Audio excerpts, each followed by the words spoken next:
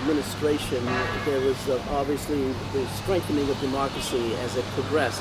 How do you see the advances made during your leadership with respect to national election and local elections? Well, my government was particular with the Constitution, the provisions of the Constitution. We wanted the people to know that,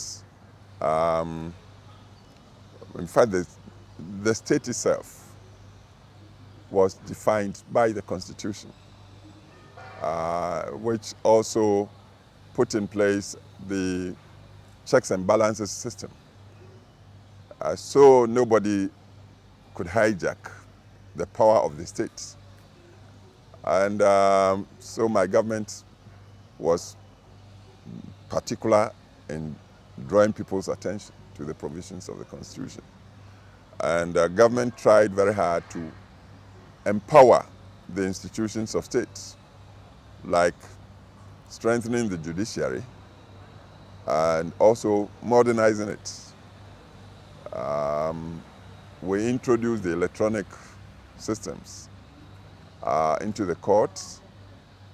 So instead of the court judges writing everything longhand, being slow, we gave them the system of teleprinting and so forth and so on, so they could take evidence fast and to fast track judgments. Because they say justice delayed is justice denied. So we try to empower the judiciary this way. We also saw to the remunerations of the judges and the judicial staff. We also try to empower the legislature to be able to hold the executive on its toes and to account, because the legislature is the forum of the people. We were meticulous in respect for the multi-party system. And my government, the first law it repealed in assuming office 2001 was the law called the Criminal Libel Law, which the colonial authorities and subsequent governments after the colonial used to muzzle the media. I said, remove that so people would be expressive and would be able to criticize without fear the authorities. So we did all this to help move democracy. Mr. President, you mentioned multi-party system, and a number of African countries claim to have multi-party system, but only one party has ever won. That is not true here in Ghana. What makes for the difference? And is it the education you refer to? Is it the information? How do the people in Ghana make that distinction between, say, your party and another party, and really make choices? What do you think the thought process is going? Well, you have to take the history of the country into account. Ghana came into independence from colonialism on multi-party system. So we went into independence by 57. I believe there were two main political party streams. One was Nkrumah's party, the other was Professor Busia's party. And these traditions were so strong even from the beginning of the nationhood at independence. And these trends have continued till now. And I don't think either side is about to break, no matter the conditions. The traditions are so deep. Nkrumah's side was like left of center, socialistic. Busia's side was liberal, democratic, and rather also favored the private sector as a way to generate wealth and to also redistribute wealth for development in an inclusive way. So these are the two strands in the party political development of the country, and they are still ongoing, very strong. Yet, if you look, Mr. President, at Mozambique, they had two parties also, Frelimo, Renamo, but they didn't seem to follow the same path of true multi-party system as you have. Can you explain that to Well, I can't explain it too well, but I believe the situation in Mozambique is a bit different from Ghana's past, in the sense that in Mozambique there was real civil war, and the war disrupted many things. So at the end of the day, by the point they got their independence, it was like the state was in a flux and reforming itself. And Frelimo and the other, yes, they were both like war organizations. And the outlooks were perhaps not too different, except that leadership was different. But in Ghana, I believe the difference is more like ideological. Nkrumah talking left of center for economic, socio-economic development, and Busia talking liberal, right of center. These are things that are deeply ingrained, and they drive the multipartisanship that we have in Ghana. Would you say it was more the socialism on one side and sort of more toward laissez-faire on the other side? Not laissez-faire, towards, laissez-faire is extreme. If you had said communism on the other side and you talked of laissez-faire the other, I would come somewhere with you. But Busia's was a responsible liberalism, like liberalism with a conscience, because the safety net was inbuilt into the liberalism. But Busia believed that the human individual should be allowed to pursue talents, inborn talents. And if you've got the talent to aspire to the moon, and you've got the means, do it. Only don't forget your roots. Always extend a hand. Because if a saying he was very much used to was, we should be each our brother's keeper. That was the underpinning for the liberalism of Busia. It's different from laissez-faire. Mr. President, relative to some of your neighbors, you are a sea of tranquility. And yet around you, you had Liberia, which had a civil war, Sierra Leone, which had its civil war. You have Nigeria today, the largest of them all, but yet with discord. How do you view this trend of what's happening in these labors long term, and what can ECOWAS, or does ECOWAS have a role to play in the disruption of peace or the lack of integration of democracy across the region? We have to take history seriously. You mentioned Liberia. When you study the history of that nation well, you see that down history, there were developments which got papered over by the impositions and dominations of the colonial past into the current times. These papered over fault lines have been forced up, and that caused the civil war that took so much toll of the people and also the property of that land. Thankfully, now that is history, and Liberia is in the rising again. I would say it was through ECOWAS that peace was secured there, mainly through ECOWAS. I happen to have also had a hand, because Mr. Taylor decided to step down, I was the chair of ECOWAS. And in fact, the peace was achieved here in Ghana. That's how Mr. Taylor left. And even since he left, and our sister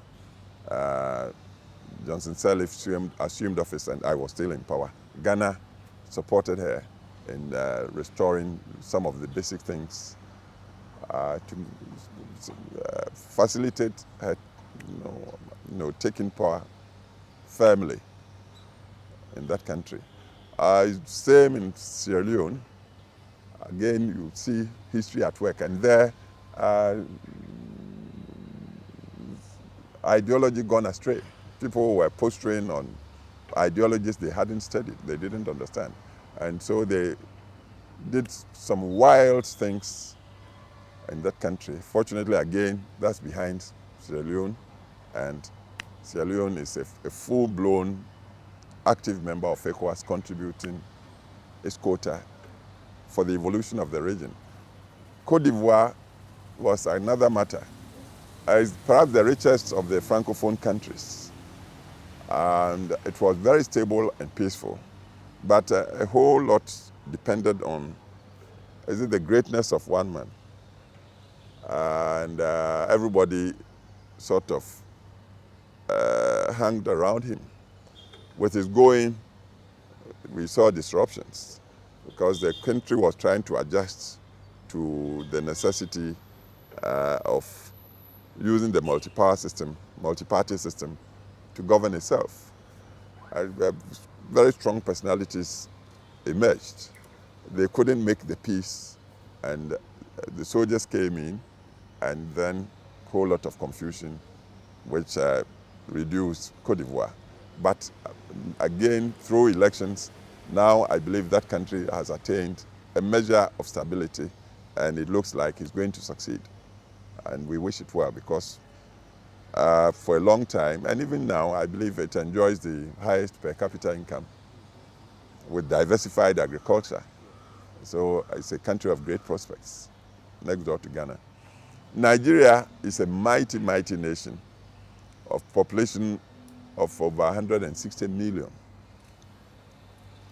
of very powerful tribes who could be nations in their own right, because if you get the houses numbering over, is it 30, 40 million? You get the Yorubas, again, over 40 million. Those today, Igbos and others, also much bigger than many of the rest of us. So holding all these disparate forces together hasn't been easy. Then the religious fault line is also big.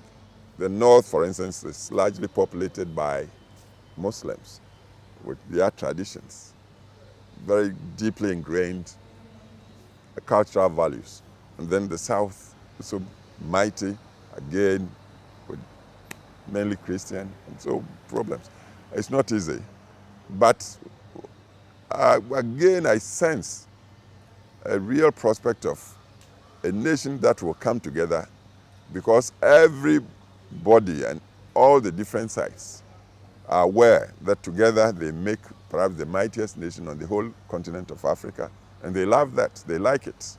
And that is a very powerful driving force that I believe would reconcile all the sides in due course. I'm not saying immediately it would happen. But because of this, and because of the mighty economic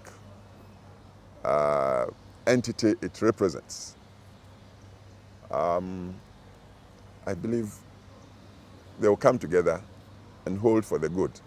Fortunately, they are a federal system, so they can each find some niche to express themselves and also to hold their own, even within the bigger whole of Nigeria. So this is West Africa. It's emerging, but history will tell you why certain things have happened as they are happening. So you don't see another risk of a Biafra emerging? I don't see Biafra. North-South divide? No. Oil in the south? The North is not poor altogether. It's also rich. It's just that it's a country of, as I said, powerful entities. If it's tribe, if it's religion, if it's even of individual humans, because they've got some very, very powerful individuals in business, in academia, in whatever, and very expressive. And so there's a friction of these powerful groups trying to adjust so they can look into the future in which they all have their places. In terms of democracy, do you think that the ANC will ever have a rival, a part that would actually make it beyond a single-party state? The ANC really is not an ordinary party. It was a liberation movement. The sentiments locked in there, considering the long suffering of peoples under apartheid, which shaped the ANC. It will take quite some time for the emotions to sort of subside, to allow other forces to gain a balance. But there's still movements because of socioeconomic forces at work. When you consider the have and have-nots situation, I believe these other forces are working, and with the increasing awareness of people, some balance would come into play sooner than later. Let's take a little bit more time. Yes. Mr. President, you leave tomorrow for Addis Ababa, Yes. the African Union. Yes. What role, a constructive role, does the AU play in Africa right now with respect to democracy? AU is giving fantastic leadership to the continent as a whole. It's this AU at the beginning of this century that emphasized the need for Africa to open up using the building blocks of the regional groupings. It addressed it. It's this AU that also emphasized the critical role of the private sector. It's on this basis that it asked for partnerships, both from within and outside of Africa, so Africa can leapfrog into the mainstream of globalization. And I believe all the countries, that we talk of all the countries except Morocco, but Morocco spiritually is part of AU. And all the countries are now adjusting to democratization, respect for human rights, respect for inclusiveness, including the civil society organizations, religious tolerance, private sector, public-private partnership as the concept to work on to raise their economies and also improve the quality of life for their peoples. So AU is doing very well. Should the AU be a conduit through which the West channels its resources to help Africa in the future? Would it help you to organize it more if you didn't have the West playing different states and different involvement, and the AU become a bigger force? Yes, AU is invited to the meetings of the G8, G20, and it advocates for adjusting relationships between, say, the West and the African nations, just like it also cooperates with China. I've forgotten the year, but I was there, remember, I think it was about 2004, 2003, FOCAC. Yes, and which it got China to undertake to bring investments. Now China is talking of something like $20 billion the credit line towards Africa, and it was through the agency of AU. Then it's also relating with Japan, the Kyoto or Tokyo TICAD, relationships. So you're optimistic about the growing role of the AU? AU is doing fantastically well. It also helps the nations to try to work to even standards, uniform standards among themselves. It set up the African peer review mechanism, for instance, to ensure that the various states governed to common principles and values. Do you think the citizens of the individual countries perceive the AU the same way as you are perceive it in terms of its value? Leaders are leaders because they enable their peoples to share the visions they have. So leaders' perceptions tend to be a bit ahead of the visions of the ordinary citizens. But I believe so far I haven't seen any group of citizens or within any nation protesting against the country's involvement with the AU. Unlike the European zone or the Eurozone, where there are protests all the time. Well, Mr. President, in ending closing, I would like to return to Ghana. When I did interviews in the 4 countries that I've been looking at democracy in Africa for the documentary, I end with a question, and I ask people what they see as the greatest threat to democracy in their country. There are a number of things: lack of education and literacy, lack of IT and that sort of thing. Employment. And then they will say, in the end, they will always say corruption as a great threat to democracy. Could you comment on that, please?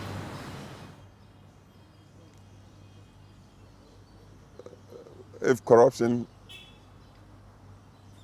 is a threat to democratization in Africa, then I would say it's equally a threat to the collapse or to the sustenance of, say, Western civilization or the emerging BRIC nations, including China. Corruption is decaying, and decay threatens all lives. So Africa is not alone in this. But I would tell you,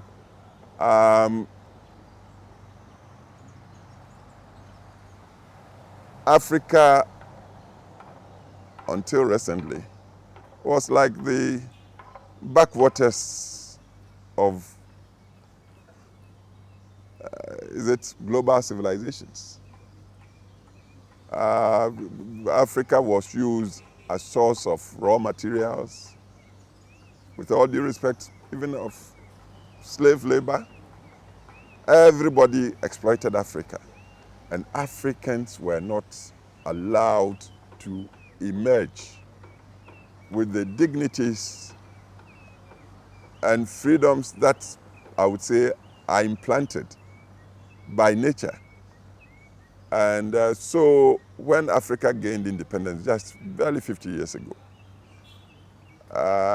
lacking the requisite trainings and educations and economies, and Africa started off with all the drawbacks: hunger, disease, illiteracy, poverty. And when a state is like that, naturally, it tends to become like a survival of the fittest. So originally people were grabbing and cheating, shoving their way forward. That's the corruption that people have seen. But within the 50 years, education is spreading very fast. Healthcare is also spreading. Awareness, self-awareness, and also awareness of the milieu in which Africa is having to work, the global markets. And so responsibility is gaining in ascendancy, both in government and also in the citizenry. So the checks and balances are beginning to work, and corruption is being tackled, being drawn in. And I believe Africa will get on top of that. So yes, corruption is there. It's a weakness of humanity. You go to Europe, it's still there. Go to America, it's still there. Go to China, go to Japan, go everywhere, India. And if these other parts are making their way forward, I'm telling you, Africa will also make its way forward, and that corruption will not collapse Africa. Africa will overcome corruption realistically. You may never be able to uproot it, but corruption would be contained, and democracy will survive, because humanity is in the upswing, including Africans. What do you see as the greatest threat to democracy? Democracy is not inborn. Democracy is cultural. In North Africa, we saw the Arab Spring, which was an explosion of the love of freedom, of humanity. freedom is inborn. All creatures want to be free. Democracy is where humanity devises a means to secure the freedom, to protect it, and to advance it, to govern itself and to ensure law and order in the system. So you cultivate democracy. And to do it, this is where multi-party systems, we talked of them, we talked of checks and balances, we talked of constitutions. So African nations should appreciate that democracy does not happen automatically. Like love of freedom comes naturally. Democracy is not like that. People should sit and work at inculcating democracy as a culture, as a way of life, as a way of governance. And when it takes root, then it becomes almost synonymous with freedom. And then we develop. North Africa revolted for freedom. The people thought democracy would follow automatically. It's not happening like that. I believe leadership there should sit and plan and do their constitutions in such a way that the checks and balances system would be planted there, and then institutions like parties and independent judiciary and all these things are sustained by improving knowledge, self-discipline, respect for individual rights. Could you tell me a little bit about the foundation and what it does? I'm curious. Yes, my foundation's name is Leadership, Governance, and Development. From the experiences we garnered over the years in politics, we saw that the three things hold together. We say that without good leadership, you should not expect good governance.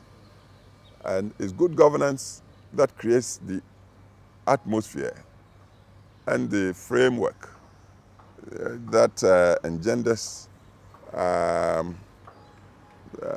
development we want in a rounded way.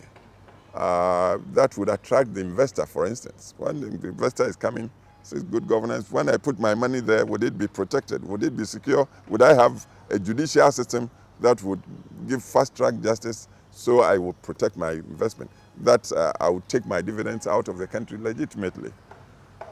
You need that.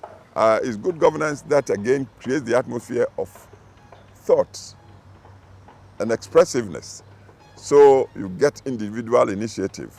It's good governance that also engenders the sense of responsibility, both in the governor and in the governed. So everybody would undertake their civic duties as expected. You pay your tax, and the government is accountable in the use of tax system.